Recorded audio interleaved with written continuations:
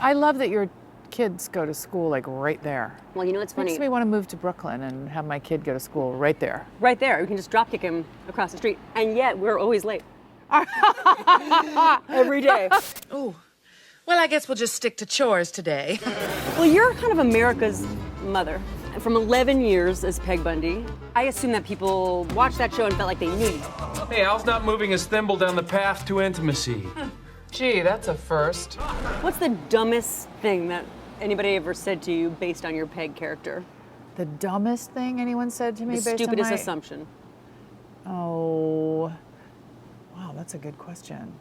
You know, they do, when you're on television and you're in people's living rooms every day, they think you are that person. So to me, overall, that they would think that I was that person wasn't stupid, but it did feel like, really?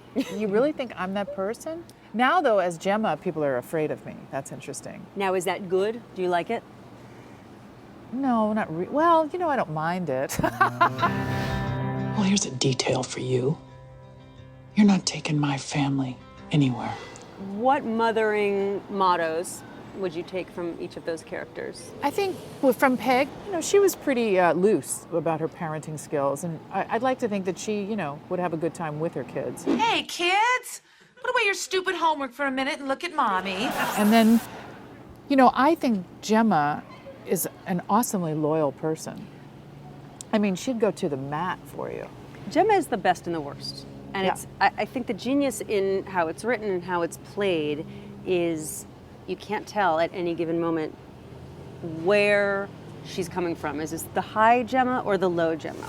Those babies could have been hurt. Enough!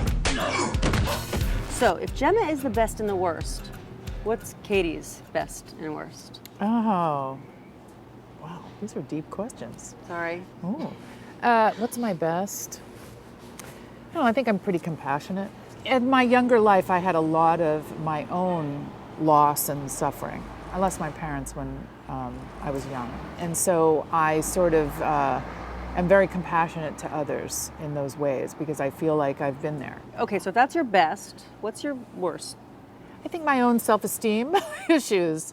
You know, I think my own negative, this sounds so pop psychology, but my own negative self-talk, you know, Yeah. I think is my struggle, you know, sometimes. Still, even after being like one of the hottest women on television for all this time, no, it's true. Listen, you play sex symbols, you are one, you are sexy, you're great looking, successful marriage. So even with all that, you can't do any reality testing and look around and be like, no, this is good, this is good. I'm more like that now than I used to be, I will say. As every year kind of goes by, I think there's more acceptance. I think we just accept who we are. So, yeah, sometimes I have trouble seeing what other people see. So you know what I do? I just stop looking at myself. If I look at myself too long, that's not good. I'd rather focus on you. You know, if you focus too much on yourself, you are really doing a disservice, not just to yourself, but to other people. It's just, that was one of the great lessons I learned when I had children, was, you know, children really shifted my self-obsession. You know, you have kids, and there's just a higher purpose. There's just a higher point of view. Which is a great segue into Sons of Anarchy, because I'll tell you, I've learned a bit from watching Gemma. Oh, really? Nothing gets in the way of me taking care of my family. I wouldn't say I took my kids for granted before, but I expected them. I expected a family. I now think about sons and having my sons and what an honor it is. Oh, yeah. A lot more because of the Sons of Anarchy. Really? Yes, I know. I'm the most impressionable person on the planet. I watch TV and it changes everything. I love TV. I love TV too. I love TV too. I learned a lot from television and from good television. And I guess I have learned a lot about loyalty. Because there's a lot of definition of what a man is on our show. I guess I've been doing it for so long, I'm afraid how bad it gets if I stop. You're a good man. What's your definition of a man? My definition of a man? Well, I can, you know, the men that have the most influence on me are the men that are the most, have a strong, I will say this, just strong feminine side in that they are compassionate, they are understanding. You know, my husband's a real guy, but he's also like so emotional. He's so in touch with his own emotion. Hey, let's plug your record. Okay, where is it? Let's hold it up. By the magic of television, it's right here, and it's called Cover. Covered. Covered.